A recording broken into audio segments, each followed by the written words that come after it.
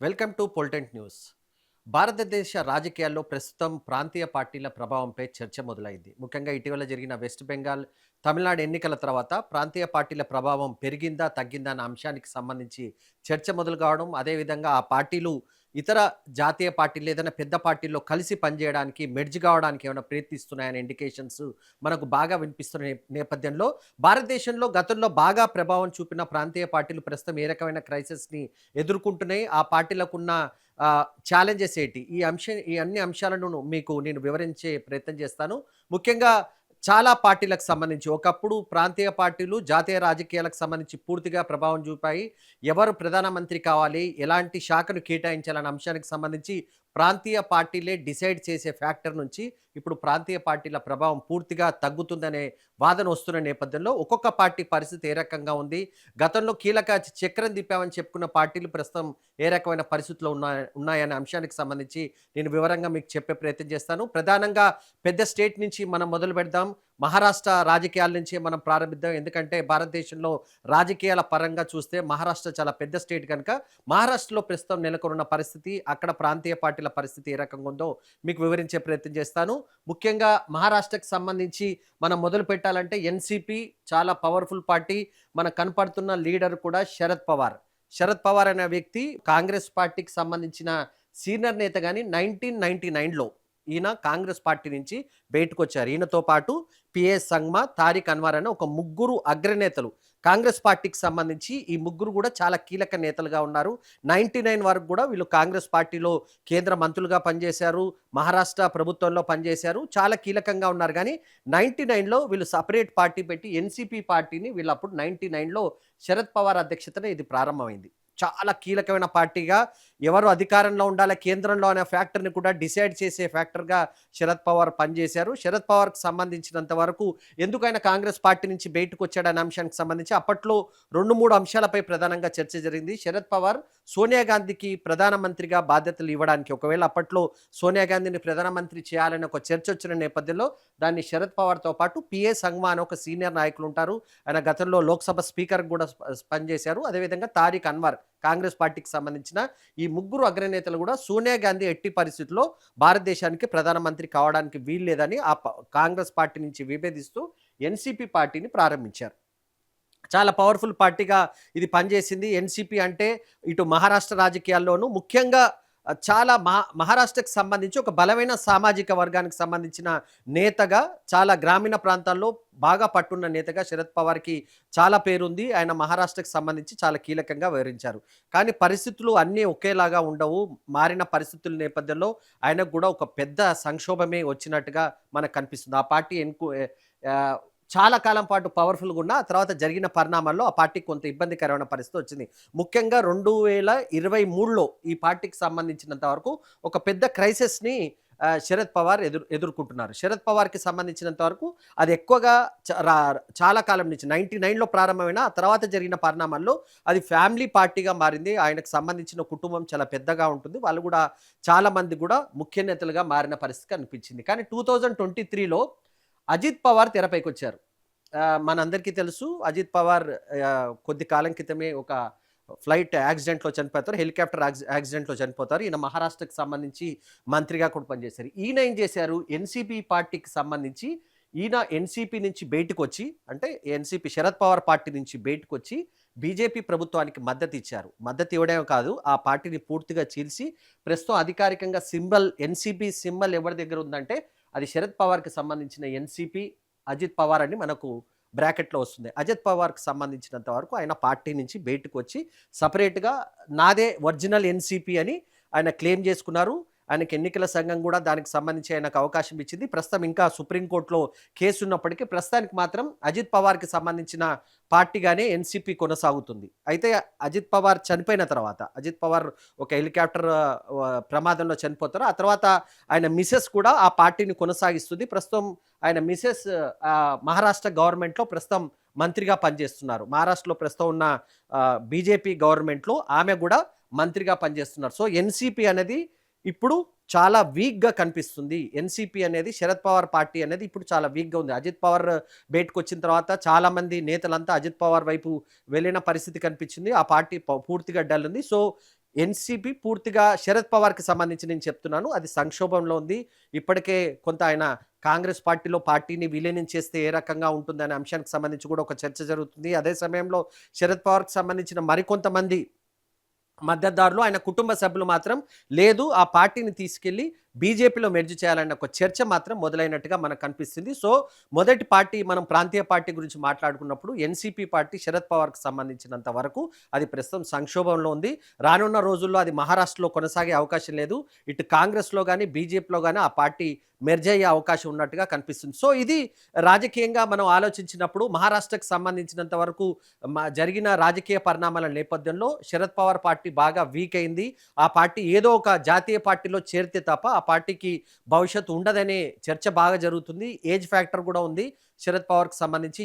చాలా అగ్రనేత, భారతదేశ రాజకీయాల్లో అత్యంత పవర్ఫుల్ నాయకులుగా ఒకప్పుడు ఆయన పనిచేశారు. కానీ ఏజ్ ఫ్యాక్టర్, ఆయన కుటుంబ సభ్యులు కొంతమంది పార్టీలు బయటకొచ్చి ఇప్పుడు ఇందాక మనం చెప్పుకున్నట్టుగా అజిత్ పవార్ పార్టీని పూర్తిగా చీల్చిన నేపథ్యంలో, ఆయన కొంత వీక్ అయిన పరిస్థితి ఉన్న నేపథ్యంలో ఏదో ఒక జాతీయ పార్టీకి వెళితే ఎలా ఉంటుందన్న అంశంపై చర్చ జరుగుతుంది. కానీ ట్రెడిషనల్గా శరద్ పవార్ కాంగ్రెస్ పార్టీ నుంచి వచ్చారు కనుక ఆయన కాంగ్రెస్ పార్టీ వైపే మళ్ళీ వెళ్ళే అవకాశం ఉందని ఒక చర్చ జరుగుతున్నప్పటికీ, ఆయనకు మద్దతుదారులుగా మరికొంతమంది నేతలు మాత్రం లేదు, ప్రస్తుతం ఉన్న రాజకీయ పరిస్థితుల్లో మనం ఖచ్చితంగా బీజేపీలో చేరాలన్న ఒక చర్చను మాత్రం తెరపైకి తీసుకొస్తున్నట్టుగా తెలుస్తుంది. మొత్తానికి ఎన్సీపీ భారతదేశ రాజకీయాల్లో అత్యంత పవర్ఫుల్గా ఉన్న శరద్ పవార్ పార్టీకి సంబంధించి ప్రస్తుతం వీక్గా ఉంది. అది రానున్న కాలంలో ఏదో ఒక పార్టీలో మాత్రం, అంటే ఒక జాతీయ పార్టీలో మెర్జే అవకాశం ఉన్నట్టుగా కనిపిస్తుంది. ఇది మనకు మహారాష్ట్రకు సంబంధించి ఎన్సీపీ పార్టీకి ఉన్న పరిస్థితి. అదేవిధంగా నెక్స్ట్ మనం ఒక ప్రాంతీయ పార్టీ గురించి మాట్లాడదాం. చాలా పవర్ఫుల్ ప్రాంతీయ పార్టీ, టైగర్ అని చెప్తారు, మమతా బెనర్జీ, తృణమూల్ కాంగ్రెస్. చాలా పవర్ఫుల్ పార్టీగా అందరికీ తెలుసు. ఇటీవల ఎలక్షన్స్లో కూడా ఆ పార్టీ చాలా పవర్ఫుల్గా పనిచేసింది. మమతా బెనర్జీ దాదాపు 15 సంవత్సరాల పాటు, అంటే కొద్ది రోజులు తీసేస్తే దాదాపు 15 సంవత్సరాల పాటు ఆమె పశ్చిమ బెంగాల్కి సంబంధించి ముఖ్యమంత్రిగా పనిచేశారు. ఈమె కూడా కాంగ్రెస్ పార్టీ నుంచే వచ్చింది. ఇక్కడ ఒకసారి హిస్టరీకి వెళ్తే 1998లో ఆమె కాంగ్రెస్ పార్టీ నుంచి విభేదించి తను సొంతంగా టీఎంసీ అనే ఒక పార్టీని పెట్టుకుని, ఆ తర్వాత అనేక సంక్షోభాల నేపథ్యంలో దాదాపు 15 సంవత్సరాలు, మొన్నటి వరకు, మొన్న జరిగిన అసెంబ్లీ ఎన్నికల వరకు కూడా 15 సంవత్సరాల పాటు ఆమెనే ముఖ్యమంత్రిగా కొనసాగిన పరిస్థితి. పశ్చిమ బెంగాల్కి సంబంధించి, వెస్ట్ బెంగాల్కి సంబంధించినంత వరకు మనందరికీ తెలుసు, చాలా పవర్ఫుల్గా లెఫ్ట్ పార్టీలు పనిచేశాయి, చాలా అగ్రనేతలు పనిచేసిన పరిస్థితి.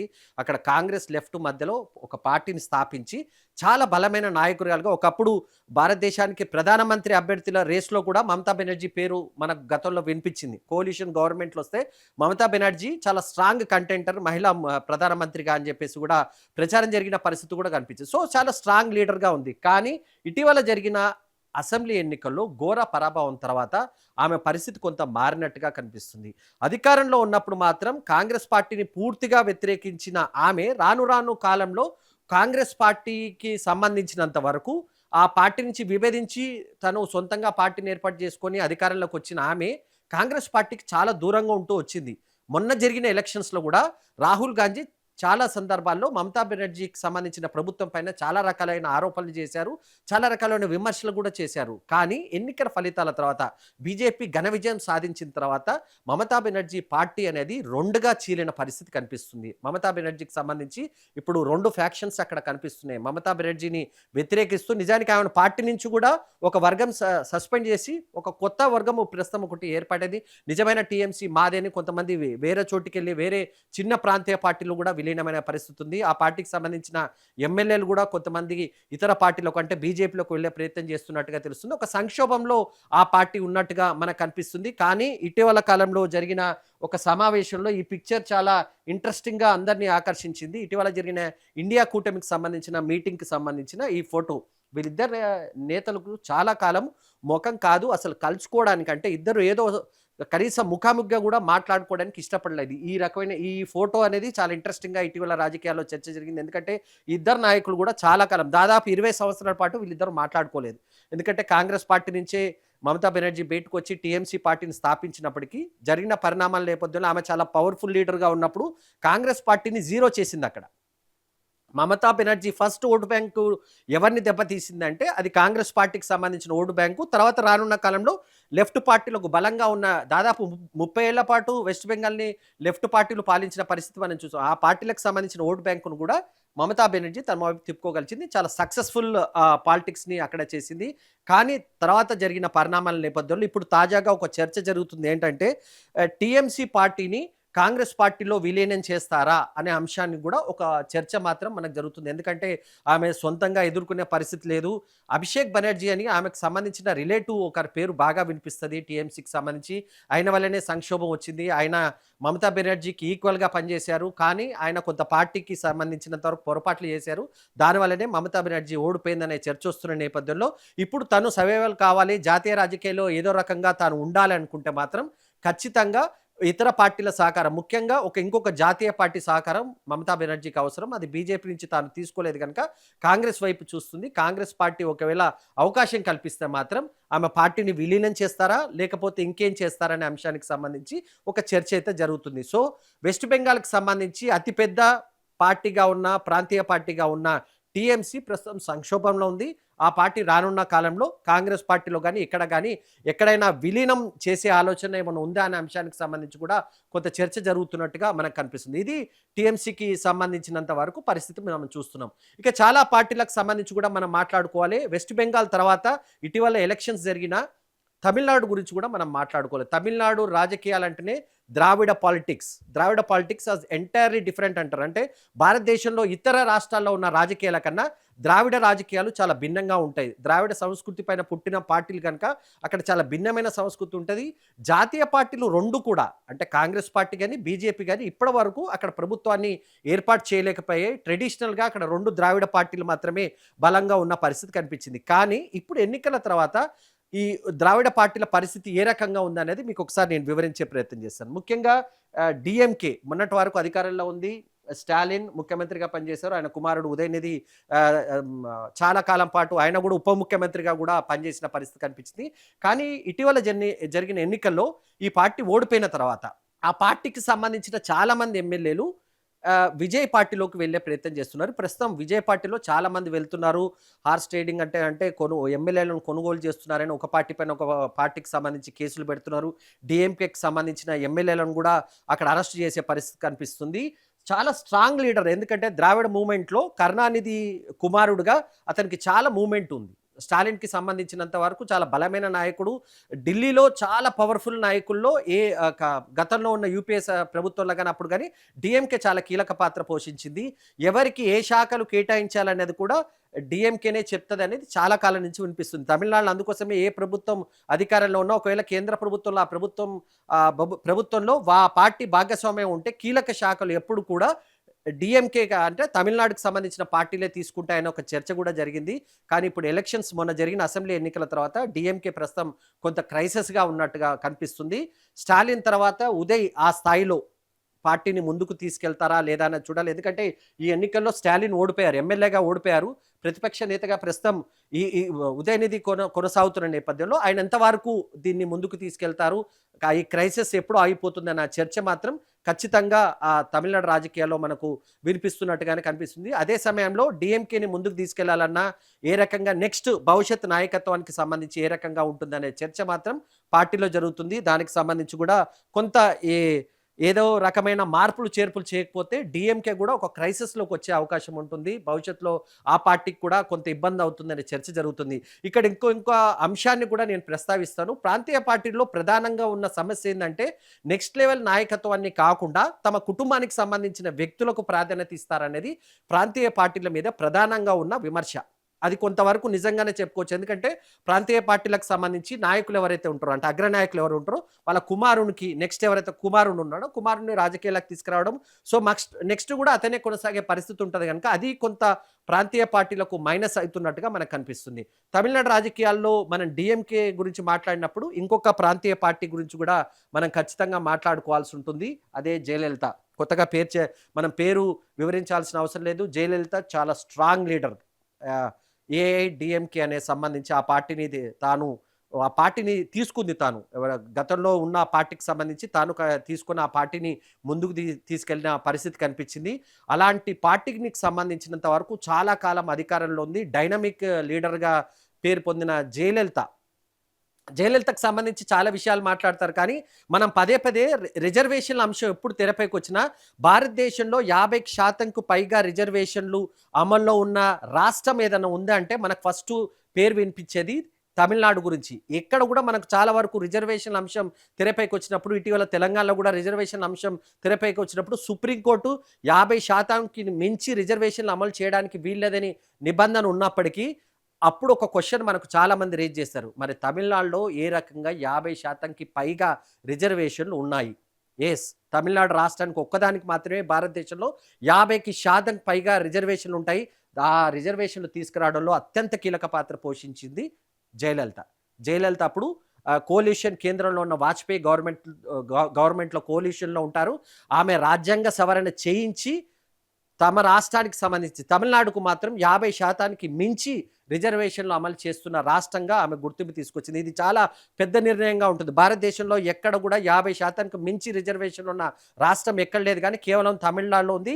ఆఫ్‌కోర్స్ ఇప్పటికీ ఈ అంశం కోర్టు పరిధిలో కొంత విచారణలో ఉన్నప్పటికీ ప్రస్తుతానికి ఆ రాష్ట్రంలో మాత్రం రిజర్వేషన్లు అమలవుతున్న పరిస్థితి మనకు కనిపిస్తుంది. చాలా డైనమిక్ లీడర్. కానీ ఆమె చనిపోయిన తర్వాత, జయలలిత చనిపోయిన తర్వాత అక్కడ కూడా కొంత ఆ పార్టీకి సంబంధించి ఏఐడీఎంకేకి సంబంధించి చాలా సంక్షోభం వచ్చినట్టుగా మనకు కనిపిస్తుంది. ముఖ్యంగా శశికళ పేరు మనం విన్నాం. చాలా మటుకు విన్నాం గానీ శశికళ తన పైనున్న కేసుల వల్ల ముందుకు వెళ్ళలేని పరిస్థితి కనిపించింది. అప్పుడు చనిపోయిన తర్వాత కొంత బీజేపీ సహకారాన్ని తీసుకున్నప్పుడు కేంద్రంలో ఉన్న బీజేపీ సహకారాన్ని తీసుకొని ఈపీఎస్ తెరపైకొచ్చారు. ఈపీఎస్ మనకు ఏఐడీఎంకేకి సంబంధించి ఇద్దరు పేర్లు బాగా వినిపిస్తాయి. మనం రాజకీయంగా వింటాం. ఈపీఎస్, ఓపీఎస్ అని. ఈపీఎస్ అన్నది ప్రస్తుతం పార్టీకి సంబంధించి ఆయన కొనసాగుతున్నారు. ఆయన మాజీ ముఖ్యమంత్రి కూడా ప్రస్తుతం ఈ పార్టీ అఫీషియల్‌గా ఈ పార్టీని లీడ్ చేస్తుందందే. ఓపీఎస్ మాత్రం ఎన్నికలకు ముందే మొన్న డీఎంకే పార్టీలో చేరిన పరిస్థితి కనిపించింది. ప్రస్తుతానికి ఏఐడీఎంకేకి ఎవరు దిక్కంటే అది ఈపీఎస్ ఉన్నట్టుగా కనిపిస్తుంది. ఆ పార్టీకి సంబంధించిన ఎమ్మెల్యేలు కూడా విజయ్ పార్టీలోకి వెళ్తున్నట్టుగా కొంత ప్రచారం జరుగుతుంది. చాలామంది ఈపీఎస్ నాయకత్వాన్ని వ్యతిరేకిస్తున్నట్టుగా తెలుస్తుంది. కానీ ఈపీఎస్‌కున్న అడ్వాంటేజ్ ఏంటంటే ఒక జాతీయ పార్టీ మద్దతు ఆయనకు ప్రస్తుతం ఉంది. అదే బీజేపీ మద్దతు ఉంది గనుక కొంత అడ్వాంటేజ్ ఉంది పార్టీని ఇప్పటికిప్పుడు సేవ్ చేసుకోవడానికి. ఎందుకంటే ఎమ్మెల్యేలు ఎవరైనా ఎక్కడికైనా బయటికి వెళ్ళినా ఏదైనా ఉన్నా కేంద్రం నుంచి కొంత ఈడీ, సిబిఐ ఇలాంటి కేసులు ఏమైనా వస్తాయని ఒక భయం, రాజకీయపరమైన భయాలు ఉంటాయి గనుక ఈపీఎస్ ఇప్పటికిప్పుడు కొంత సేవ్ అవుతున్నాడంటే అది ఖచ్చితంగా కొంత బీజేపీ సహకారం వల్లనే సాధ్యమవుతున్నట్టుగా మనకు కనిపిస్తుంది. కానీ ఇలాంటి ఈ 2 ద్రావిడ పార్టీలకు సంబంధించి తమిళనాడుకు సంబంధించిన 2 ద్రావిడ పార్టీలు ఇందాక మనం అనుకున్నట్టుగా డీఎంకే గాని, ఏఐడీఎంకే పార్టీలకు ధీటుగా ఇటీవల జరిగిన ఎలక్షన్స్‌లో విజయ్ తెరపైకొచ్చారు. టీవీకే విజయ్ ఒక సినీ నటుడుగా ఆయన తెరపైకొచ్చి ఆయన ప్రస్తుతం ఆ రాష్ట్రానికి సంబంధించి ముఖ్యమంత్రిగా ఉన్నారు. ఎవరు కూడా ఊహించలేదు. నిజానికి సంబంధించినంత వరకు ఎగ్జిట్ పోల్స్ చూసాం మనం. చాలా పోల్స్‌లో కూడా డీఎంకే మళ్ళీ అధికారంలోకి వస్తుందని అందరూ అనుకున్నారు గానీ, విజయ్ ప్రస్తుతం ఒక కొత్త పార్టీని స్థాపించేసి టీవీకే పార్టీని స్థాపించి అధికారంలోకి వచ్చారు. ప్రస్తుతం అధికారంలో కొనసాగుతున్నారు. ముఖ్యమంత్రిగా కొనసాగుతున్నారు. ఒక చరిత్ర సృష్టించారు. ద్రావిడ రాజకీయాల్లో ఎప్పుడు కూడా డీఎంకే గానీ, ఏఐడీఎంకే మాత్రమే అధికారంలో ఉంటే ఇంకొక పార్టీ రాదు. అదే సందర్భంలో అక్కడ కాంగ్రెస్ ఉన్నా, బీజేపీ ఉన్నా ఏదో ఒక పార్టీకి ట్రెడిషనల్‌గా కాంగ్రెస్ పార్టీ డీఎంకేతో ఉంది.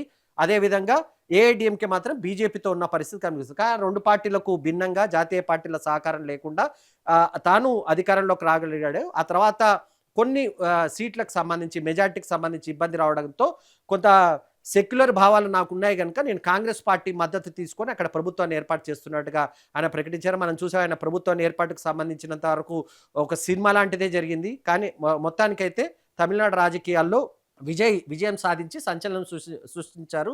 అదే సమయంలో 2 బలమైన ద్రావిడ పార్టీలకు ఆయన సవాల్ విసిరినట్టుగా మనకు కనిపిస్తుంది. ప్రస్తుతం ఆ 2 పార్టీలు కూడా సంక్షోభంలో ఉన్నాయి. డీఎంకే గానీ, ఏఐడీఎంకేకి సంబంధించి మాత్రం సంక్షోభంలో ఉన్నట్టుగానే మనం చెప్పుకోవచ్చు. తమిళనాడుకి సంబంధించి ఇది అత్యంత కీలకంగా ఉన్న ఫ్యాక్టర్‌గా కనిపిస్తుంది. జాతీయ పార్టీలు అక్కడ ఇప్పటికిప్పుడు ప్రభుత్వాలను ఏర్పాటు చేసే అవకాశం లేదు గానీ, ద్రావిడ పార్టీలో మద్దతు ఉంటేనే ఏర్పాటు చేస్తారని చర్చ జరుగుతున్నప్పటికీ మారుతున్న పరిస్థితుల నేపథ్యంలో విజయ్ కొత్త ఫ్యాక్టర్ వచ్చిన నేపథ్యంలో ఏ రకంగా ఇది భవిష్యత్తులో ఉంటుంది, ఏ రకంగా ముందుకెళ్తుంది అనే అంశానికి సంబంధించినంత వరకు మాత్రం కొంత మనకు ఈ విషయానికి సంబంధించినంత వరకు ఇంకా కొంత క్లారిటీ రావాల్సింది. ఎందుకంటే తమిళనాడు రాజకీయాలు అంత ఈజీగా అర్థం కావు. ఎందుకంటే నేను పదే పదే చెప్తున్నాను, ఏంటి ద్రావిడ మూవ్‌మెంట్ ఏందంటే, తమిళనాడులో ద్రావిడ మూవ్‌మెంట్ అనేది అత్యంత పెరియార్ అని చెప్తారు. పెరియార్ రాజకీయం అంటే అక్కడ ఉన్న రాజకీయం అంతా లోకల్ బేస్డ్‌గా ఉంటుంది. జాతీయ పార్టీలను ఎక్కువగా అక్కడ ఆదరించని పరిస్థితి కనిపించారు. ఎందుకంటే అది ద్రావిడ మూవ్‌మెంట్‌కి సంబంధించి. అన్నమలై మీకు బీజేపీ అధ్యక్షుడిగా పనిచేశారు. చాలా కీలక నేతగా పనిచేశాడు. ఆయన బీజేపీ నుంచి వచ్చిన తర్వాత ఆయన ఒక కామెంట్ చేస్తారు.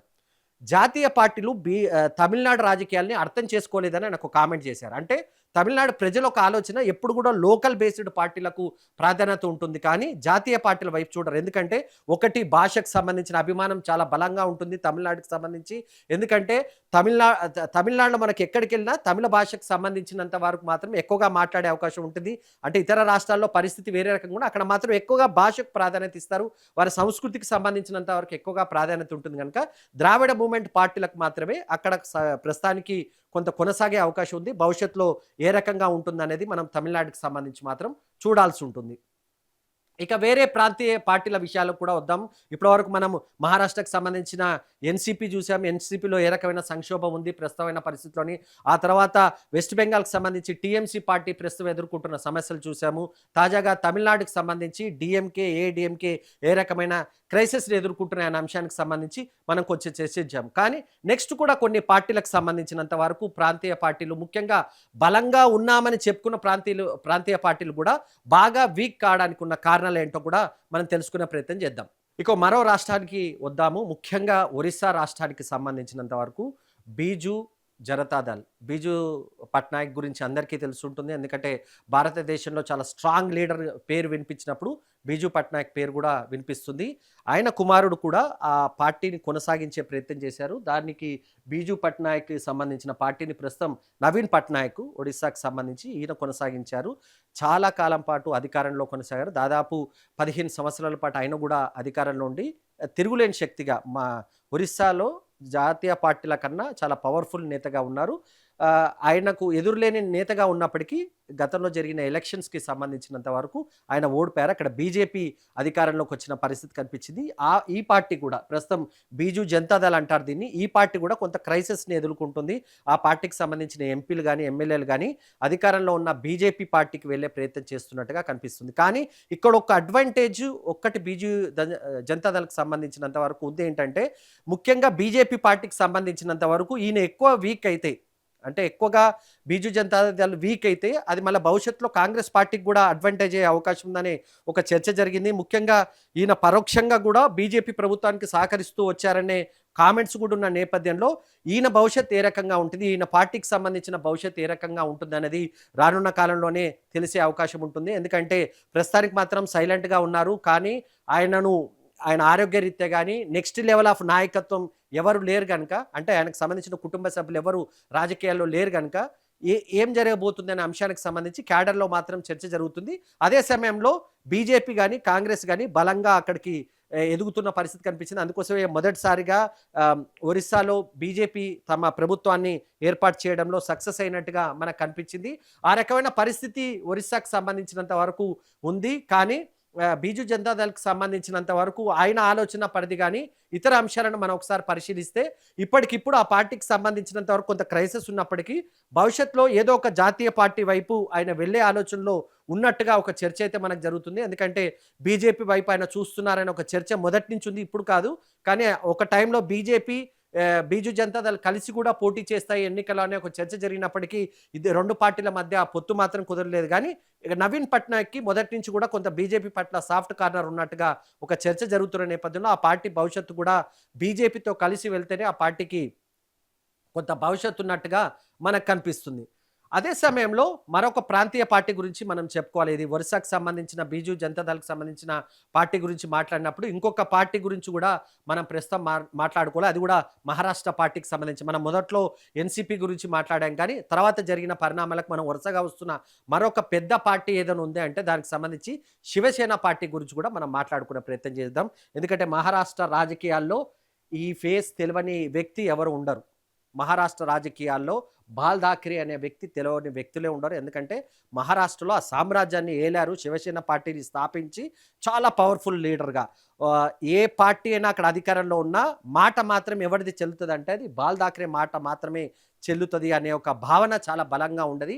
ఆయన కుమారుడు ఉదయ్ ఉదయ్‌కి సంబంధించినంత మాత్రం ఆయన మాత్రం ఆశించిన స్థాయిలో తండ్రికి సంబంధించినంత వరకు పార్టీని కొంచెం ముందుకు తీసుకెళ్ళలేకపోయారనే అంశానికి సంబంధించి కొంత చర్చ అయితే జరుగుతుంది. ఎందుకంటే ప్రస్తుతం శివసేన పార్టీకి సంబంధించి సంక్షోభంలో ఉంది మహారాష్ట్రలోకి సంబంధించినంత వరకు. దానికి ఆయన తీసుకున్న కొన్ని నిర్ణయాలపైన విమర్శలొస్తున్నాయి. ఎందుకంటే ఇతను ఆహ్, కాంగ్రెస్ పార్టీకి ట్రెడిషనల్‌గా శివసేన వ్యతిరేకంగా ఉంటొచ్చింది. ఎందుకంటే ముఖ్యంగా జా హిందుత్వంకి సంబంధించినంత వరకు. బాల్ ఠాక్రే మొదటి నుంచి కూడా హిందూవాదానికి సంబంధించిన వ్యక్తి. అయోధ్య టెంపుల్‌కి సంబంధించినంత వరకు కూడా చాలా ఫైట్ చేసిన వ్యక్తుల్లో పూర్తిగా హిందూ భావజాలం పైనే శివసేన ఏర్పడింది. శివసేన అనేది పూర్తి ట్రెడిషనల్‌గా హిందూ భావజాలం పైన ఏర్పడిన పార్టీ అయినప్పటికీ మహారాష్ట్రలో మారిన రాజకీయ సమీకరణాలు అనుకోండి, ఇతర కారణాల చేత అనుకోండి గానీ, ఉద్ధవ్ తీసుకున్న కొన్ని నిర్ణయాలు ఆ పార్టీని కొంత సంక్షోభంలోకి తీసుకెళ్ళినట్టుగా మనకు కనిపిస్తుంది. ముఖ్యంగా ప్రస్తుతం ఆ పార్టీకి సంబంధించి కాంగ్రెస్ పార్టీకి దగ్గర కావడం అనేది ఆ పార్టీకి కొంత నష్టం చేసినట్టుగానే మనం చెప్పుకోవాలి. శివసేన చాలా బలమైన పార్టీగా ఉండేది. జాతీయ రాజకీయాల్లో కూడా కొంత కీలకంగా పనిచేసింది గానీ, రాను రాను ఆ పార్టీకి సంబంధించినంత వరకు కొంత సంక్షోభం దిశగా వెళుతుంది. ప్రస్తుతం ఆ పార్టీ పెద్ద సంక్షోభంలోనే ఉన్నట్టుగా మనకు కనిపిస్తుంది. ఆ పార్టీ భవిష్యత్తుకి సంబంధించి అనేక రకాలైన అనుమానాలు మనకు వ్యక్తమవుతున్నాయి. ఈ పార్టీలో కూడా చీలిక వచ్చింది. శివసేనలో కూడా చీలిక వచ్చింది. చీలికొచ్చేసి దాదాపుగా ఇప్పుడు శివసేన పార్టీ ఉదవ్‌తో ప్రస్తుతం లేదు. ఇది ఇంకా కోర్టులో ఈ కేసు ఉన్నప్పటికీ పేరుకి శివసేన ఉద్ధవ్ అని ఒకటి మనం బ్రాకెట్‌లో వేసుకోవాలి గానీ, ట్రెడిషనల్‌గా ఈ శివసేన పార్టీ ఎటు వెళ్ళిందంటే ఏక్‌నాథ్ షిండే అని చెప్పేసి ఒక వ్యక్తి చేతిలోకి ప్రస్తుతం ఆ పార్టీ పూర్తిగా వెళ్ళినట్టుగా కనిపిస్తుంది. ఏక్‌నాథ్ షిండే పేరు మనం మహారాష్ట్రలో ఎప్పుడూ వింటుంటాం. ప్రస్తుతం ఆ రాష్ట్రానికి సంబంధించినంత వరకు ఉప ముఖ్యమంత్రిగా ఆయన కొనసాగుతున్నారు. ఏక్‌నాథ్ షిండేకి సంబంధించినంత వరకు పార్టీయే ప్రస్తుతం శివసేన పార్టీ మొత్తం ఏక్‌నాథ్ షిండేకి సంబంధించిన ఆయన దగ్గరే ఉంది. ఆయనే ప్రస్తుతం ఆ పార్టీకి సంబంధించి శివసేన పార్టీకి సంబంధించి అధ్యక్షులు ఎవరంటే అది ఏక్‌నాథ్ షిండే అని చెప్పాలి. దానికి సంబంధించి లీగల్‌గా ఎలక్షన్ కమిషన్‌తో ఫైట్ ఇవన్నీ చాలా జరుగుతున్నప్పటికీ ఇప్పుడు అక్కడ ఉన్న రాజకీయ సమీకరణాలను చూస్తే ఆ పార్టీకి సంబంధించి పూర్తిగా ఆ పార్టీ క్రైసిస్‌లో ఉంది. ఉద్ధవ్ పార్టీకి సంబంధించి ఆయన పార్టీకి సంబంధించి ఆయన పైన ఒక విమర్శ ఉంది. ఆయన నెక్స్ట్ ఆయన కొడుకు ఆదిత్య ఠాక్రేకి సంబంధించినంత వరకు కరెక్ట్‌గా డీల్ చేయలేదు. అందుకోసమే ఆ పార్టీ సంక్షోభంలో ఉందంటున్నారు. సో, ప్రస్తుతానికైతే శివసేన ఏక్‌నాథ్ షిండే వర్గం చాలా బలంగా ఉంది. అది ప్రస్తుతం మహారాష్ట్ర గవర్నమెంట్‌లో బీజేపీతో కలిసి ఈయన ముఖ్యమంత్రిగా గూడా పనిచేశారు. తర్వాత జరిగిన ఎన్నికల్లో బీజేపీ ఈ శివసేన 2 కలిసి పోటీ చేసాయి. శివసేన అంటే ఏక్‌నాథ్ షిండేకి సంబంధించిన శివసేన పోటీ చేసిన తర్వాత ఇప్పుడు ప్రస్తుతం ఉప ముఖ్యమంత్రిగా ఉన్న పరిస్థితి ఆయనకు కనిపించింది. ఆయన కూడా చాలా స్ట్రాంగ్‌గా ఉన్నాడు. శివసేనకు సంబంధించి కొంతమంది ట్రెడిషనల్‌గా ఉద్ధవ్‌తో పాటున్న ఎమ్మెల్యేలు, ఎమ్మెల్సీలు కూడా ప్రస్తుతం ఏక్‌నాథ్ షిండే వైపే ఉన్నారు. ఆయన పార్టీకి సంబంధించి శివసేన పార్టీకి ఉద్ధవ్ పార్టీకి సంబంధించిన 6 ఎంపీలు కూడా ఇటీవల ఏక్‌నాథ్ షిండేకి సంబంధించిన శివసేన పార్టీలో చేరిన పరిస్థితి కనిపించింది. సో, మహారాష్ట్ర రాజకీయాలకు సంబంధించి భవిష్యత్తులోకి సంబంధించినంత వరకు మాత్రం ఏక్‌నాథ్ షిండేకి సంబంధించిన శివసేన బలంగా ఉండే అవకాశం ఉంది గానీ, ఉద్ధవ్‌కి సంబంధించిన శివసేన మాత్రం ఖచ్చితంగా కొంత సంక్షోభాన్ని ఎదుర్కొనే అవకాశం ఉంది. ఆ పార్టీకి సంబంధించిన నాయకత్వ లోపం కొంత కనిపిస్తుంది. దానికి కొంత ట్రెడిషనల్‌గా విమర్శలేంటంటే శివసేన పార్టీ కాంగ్రెస్‌తో కలిసి వెళ్ళడాన్ని ఆ పార్టీకి సంబంధించిన ట్రెడిషనల్ నాయకులు కొంతమంది వ్యతిరేకిస్తున్నారు. ఎందుకంటే బాల్ ఠాక్రే పార్టీని స్థాపించినప్పుడు అది కాంగ్రెస్‌కి వ్యతిరేకంగా ఎందుకంటే కాంగ్రెస్ పార్టీ సెక్యులర్ పార్టీ కావడం చేత ఆ పార్టీకి నేను ఎప్పుడూ మద్దతియ్యనని ఆయన ప్రకటించిన పరిస్థితి. హిందుత్వం పైన ఎక్కువగా ఉన్న పార్టీ నేపథ్యంలో అది కొంత ఈ పార్టీకి కొంత మైనస్ అయినట్టుగా కనిపిస్తుంది. మరి ఆ పార్టీ భవిష్యత్తు ఏ రకంగా ఉంటుందనే అంశానికి సంబంధించి. భవిష్యత్తు అంటే ఉద్ధవ్ ఠాక్రేకి సంబంధించిన శివసేన పార్టీకి సంబంధించి మాత్రం ఖచ్చితంగా ప్రస్తుతం కొంత సంక్షోభం ఉన్నట్టుగానే మనకు కనిపిస్తుంది. సో, ఇన్ని రాష్ట్రాలకు సంబంధించిన ప్రాంతీయ పార్టీల గురించి మనం మాట్లాడుతూ వస్తున్నాం. చివరిగా ప్రాంతీయ పార్టీలకు సంబంధించిన ఒక నాయకుడి గురించి మనం మాట్లాడుకునే ప్రయత్నం చేద్దాం. నితీష్ కుమార్. మనం భారతదేశ రాజకీయాల్లో బాగా బలంగా వినిపించే పేర్లు మన బీహార్‌కి సంబంధించిన నితీష్ కుమార్ పేరు కూడా మనం చెప్పుకోవాలి. జనతాదళ్‌కి సంబంధించిన నితీష్ కుమార్ కూడా ఒక సమయంలో భారతదేశానికి ప్రధానమంత్రి రేస్‌లో ఉన్నారా అంటే ఆయన పేరు కూడా వినిపించింది. కానీ మారిన సమీకరణాల నేపథ్యంలో ఆయన బీజేపీతో కలిసి వెళ్ళిన పరిస్థితి కనిపించింది. ప్రస్తుతం బీజేపీతో కలిసి ఉన్నారు. మొన్నటిదాకా బీహార్‌కి సంబంధించి ముఖ్యమంత్రిగా పనిచేశారు. 2 పార్టీలు కలిసి పోటీ చేశాయి. ఆహ్, జనతాదళ్ అదేవిధంగా బీజేపీ కూడా కలిసి పోటీ చేశాయి. విజయం సాధించిన తర్వాత నితీష్ కుమార్ ముఖ్యమంత్రి అయ్యారు గానీ, నితీష్ కుమార్‌ని కొన్ని రోజుల తర్వాతనే ఆయన ముఖ్యమంత్రిగా రాజీనామా చేసి ప్రస్తుతం రాజ్యసభకు వచ్చిన పరిస్థితి కనిపించింది. అక్కడ బీజేపీ ప్రభుత్వం ప్రస్తుతం సామ్రాట్ చౌదరి అనే వ్యక్తి ప్రస్తుతం బీజేపీ ముఖ్యమంత్రిగా బీహార్‌లో కొనసాగుతున్నారు. జనతాదళ్ పార్టీకి సంబంధించి కూడా ప్రస్తుతం భవిష్యత్తు కొంత ఇబ్బందికరంగానే ఉందని చెప్పుకోవాలి. ట్రెడిషనల్‌గా చాలా లౌకికమైన విధానాలతో చాలా రకాల అంశాలపై తెరపైకొచ్చినప్పటికీ మారిన సమీకరణాల నేపథ్యంలో చాలా వరకు కొంత నితీష్ కుమార్ భవిష్యత్తుకి సంబంధించి ఎందుకంటే బీహార్ రాజకీయాల నుంచి ఆయన దూరం వచ్చిన తర్వాత ఆయన భవిష్యత్తు ఏంటి అనే అంశానికి సంబంధించి క్లారిటీ లేదు. ఆయన కుమారుడిని మాత్రం కొంత క్యాబినెట్‌లో తీసుకున్నప్పటికీ ఆయన కుమారుడు పనితీరు పైన కూడా కొంత విమర్శలు వస్తున్న నేపథ్యంలో మొత్తానికి బీహార్‌కి సంబంధించిన నితీష్ కుమార్ పార్టీ కూడా ప్రస్తుతం సంక్షోభంలోనే ఉందని చెప్పుకోవాలి. ఆ పార్టీ బీజేపీతో కలిసి ఉంది కానీ, ఆ పార్టీ సొంతంగా ఎదిగే విషయానికి సంబంధించినంత వరకు ఎంతవరకు అది ముందుకెళ్తుంది, ఏ రకంగా సాధ్యమవుతుందనే అంశానికి సంబంధించి మాత్రం కొంత చర్చ అయితే జరుగుతుంది. సో, ఇవి చాలా వరకు ఇంకా చాలా భారతదేశంలో చాలా రకాలైన ప్రాంతీయ పార్టీలున్నాయి. ప్రతి రాష్ట్రంలో కూడా భారతదేశంలో ప్రాంతీయ పార్టీలు ఖచ్చితంగా ఏర్పడ్డాయి. ప్రాంతీయ పార్టీలు ప్రధానంగా ఏర్పడడానికి స్థానికంగా ఉన్న అంశాలను దృష్టిలో పెట్టుకునే ఏర్పడతాయి. జాతీయ భావం కన్నా రాష్ట్రంలో ఉన్న సమస్యల పట్ల ఎక్కువగా ప్రాంతీయ పార్టీలు ఫోకస్ చేసిన పరిస్థితి కనిపించింది. కానీ ఎప్పుడైతే జాతీయ భావం అధికంగా ఉన్న పార్టీలు బలంగా కేంద్రంలో ముందుకొచ్చినప్పుడు మాత్రం ప్రాంతీయ పార్టీలు ఇబ్బంది పడుతున్నాయి. ప్రస్తుతం నీకు ఉదాహరణ చెప్తారు. గతంలో కేంద్రంలో స్థిరమైన ప్రభుత్వం లేనప్పుడు గానీ, బలంగా జాతీయ పార్టీలు లేనప్పుడు మాత్రం ఖచ్చితంగా ప్రాంతీయ పార్టీలు చక్రం తిప్పాయి. అది హిస్టరీలో మనం చూసాం. దాదాపు 10-15 సంవత్సరాల వరకు వివిధ పార్టీలకు సంబంధించిన ప్రాంతీయ పార్టీల నేతలే చక్రం తిప్పిన పరిస్థితి కనిపించింది. పదే పదే తెలుగుదేశం పార్టీ అధినేత ప్రస్తుతం ఏపీ ముఖ్యమంత్రిగా ఉన్న చంద్రబాబు నాయుడు కామెంట్స్ కూడా మనం చూస్తాం. నేను పూర్తిగా కేంద్రంలో చక్రం తిప్పానని. యెస్, అలాంటి నేతలు చాలామంది ఉన్నారు. అలాంటి పార్టీలు చాలా ఉన్నాయి. కానీ రాను రాను ఆ పార్టీలు సొంతంగా ఉండడం కన్నా ఒక జాతీయ పార్టీ వైపు వెళ్తేనే తాము సేఫ్ అనే విధానంలోకి వచ్చినట్టుగా కనపడుతుంది. అన్ని రాష్ట్రాల్లో ఆ రకమైన పరిస్థితి ఉందని నేను చెప్పను కానీ, పెద్ద రాష్ట్రాల గురించి మనం మాట్లాడుకున్నాం. మిగతా రాష్ట్రాల్లో కొంత సర్వైవల్ అవుతున్న పరిస్థితి మనకు కనిపిస్తుంది కానీ, పెద్ద స్టేట్స్‌కి వచ్చిన దగ్గరకు మాత్రం ఈ స్టేట్స్ కొంత ఇబ్బంది పడుతున్న పరిస్థితి మనం కనిపిస్తుంది. ముఖ్యంగా ప్రాంతీయ పార్టీలు కొంత ఇబ్బంది పడుతున్న పరిస్థితి కనిపించింది. ప్రస్తుతం బీజేపీ పార్టీ కేంద్రంలో ఉన్న బీజేపీ పార్టీ చాలా స్ట్రాంగ్‌గా ఉన్న పరిస్థితి మనకు కనిపిస్తుంది. భారతదేశంలో 21 రాష్ట్రాల్లో బీజేపీ గాని, బీజేపీకి మద్దతిస్తున్న మిత్రపక్షాలు గాని, ఆ పార్టీలకు సంబంధించిన ప్రభుత్వాలు అధికారంలో ఉన్నాయి. అంటే ఆలోచించండి, భారతదేశంలో 21 రాష్ట్రాల్లో ప్రస్తుతం బీజేపీకి సంబంధించిన ప్రభుత్వాలే ఉన్నాయి. ఆ మిత్రపక్షాల పార్టీలకు సంబంధించిన వాళ్ళు కూడా ఉండొచ్చు కానీ, బీజేపీ ఆ ప్రభుత్వంలో భాగస్వామ్యంగా ఉన్న పరిస్థితి కనిపించింది. సో, బలంగా జాతీయ పార్టీ ఉన్నప్పుడు ప్రాంతీయ పార్టీలకు సంబంధించిన సంక్షోభం కొంత ఉండే అవకాశం ఉన్నట్టుగా ట్రెడిషనల్‌గా మనకు కనపడుతుంది. అయితే పరిస్థితులు ఈ రకంగానే కొనసాగుతాయా? పూర్తిగా ప్రాంతీయ పార్టీలు పూర్తిగా దెబ్బతినే అవకాశం ఉంటుందంటే, రాజకీయాల్లో ముందే ఏది ఊహించే పరిస్థితి ఉండదు. ఇది కేవలం ప్రస్తుతం నెలకొనున్న అంశాలకు సంబంధించి మాత్రం మనం వివరించే ప్రయత్నం చేస్తున్నాం. భవిష్యత్తులో కేంద్రంలో జాతీయ పార్టీలు బలహీనపడినప్పుడు మళ్ళీ ప్రాంతీయ పార్టీలు పుంజుకునే చరిత్ర గతంలో కూడా కనిపించింది. ఆ రకమైన పరిస్థితి ఉంటుందని చెప్పేసి కొన్ని ప్రాంతీయ పార్టీలకు సంబంధించిన నేతలైతే అంటున్నారు. ప్రస్తుతానికి మాత్రం చాలా రాష్ట్రాల్లో ప్రాంతీయ పార్టీలు సంక్షోభాన్ని ఎదుర్కొంటున్నట్టుగానే మనకు కనిపిస్తుంది.